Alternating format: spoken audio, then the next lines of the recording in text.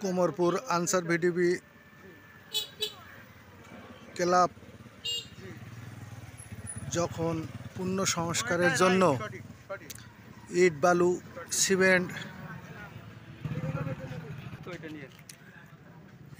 Cement এনে সংস্কারের জন্য যখন এলাকার জনগণ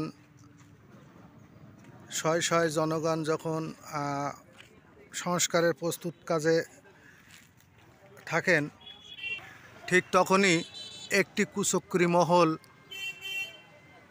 এই সংস্কারের কাজে বিঘ্ন ঘটিয়ে এখনও সেই আওয়ামী লীগের তাণ্ডব চালাতে শুরু করেন।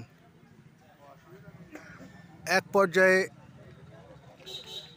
গ্রামের লোকজন এক হয়ে যখন তাদেরকে প্রতিবাদ করলো, প্রতিবাদে এক পর্যায়ে তারা মানববন্ধন করে, মিথ্যে ভুয়া একটি মানববন্ধন করে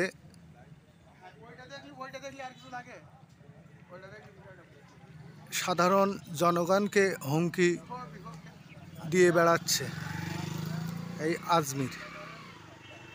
আজমির কে? এই আজমির নারী পাচারকারী, মাদক ব্যবসায়ী।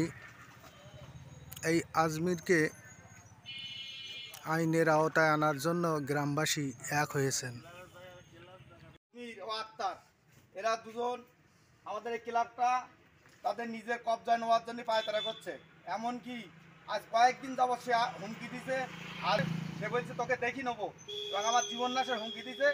সেজন্য আমি প্রশাসনকে দৃষ্টি আকর্ষণ করছি, এই দুইজন আওয়ামী লীগের দোষর না হোক এবং এই আজমির যে কোটি কোটি টাকার মালিক, তার এই টাকার পাহাড়। আনসার ভিডিপি ক্লাব 1996 সালে আমরা প্রতিষ্ঠিত করি।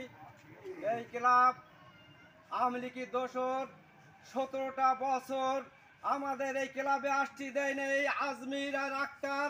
এই আজমির আক্তারকে পোষা কুত্তা হিসাবে পুষে রেখেছে। কোথায় কার জমি, কি গরিব মানুষের জমি, কোথায় কি এইগুলো খুঁটে দেখায়, কোথায় দেখতে বলে আজমির।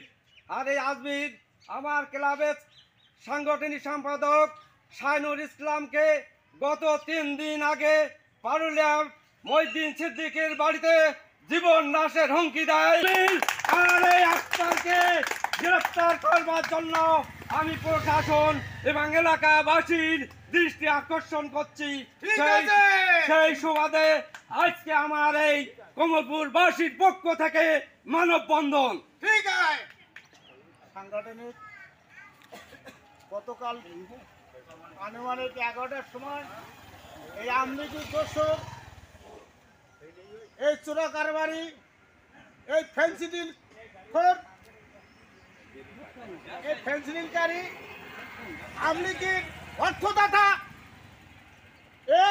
আমাদের এবং আমার নিজে কালকে একটা লাইব্রেরি সে হুমকি দিয়েছে। এই আক্তার মানে আজমিরি নেতৃত্ব, এই আক্তার আমাকে হুমকি দিয়েছে যে তোর যেখানে পাবে সেখানে মার্ডার করবো।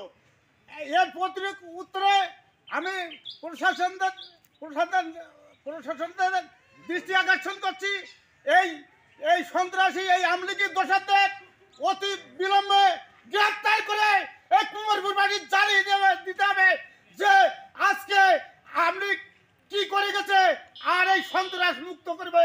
সেই অনুরোধ রেখে আমার বক্তব্য আমি শেষ করছি।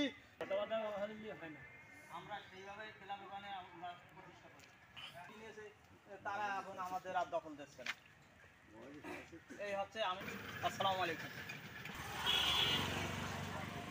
আনসার ভিডিপি ক্লাব আমাদের কোমরপুর ক্লাবটা উদ্বোধন হয়েছিল 1996 সালে। যাই হোক, উদ্বোধনের থেকে আমাদের একটা উদ্দেশ্য ছিল, আমরা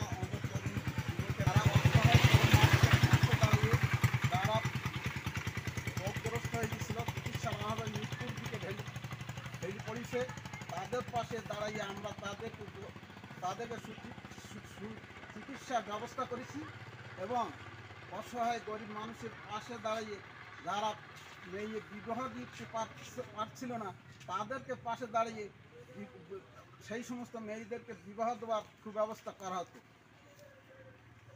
ইতিমধ্যে আওয়ামী লীগের দোসররা আমাদেরকে এই 17 বছর আওয়ামী লীগের দোসররা আমাদের এই 17 বছর পর্যন্ত এই ক্লাবের উন্নয়নের দিকে আমাদেরকে আসতে দেয়নি। যেহেতু আমাদের হুমকির দিকে আমরা সংস্কারের জন্য যখন আসছি, তখন আমাদেরকে হুমকির দিকে তারা খেলাই দিচ্ছে।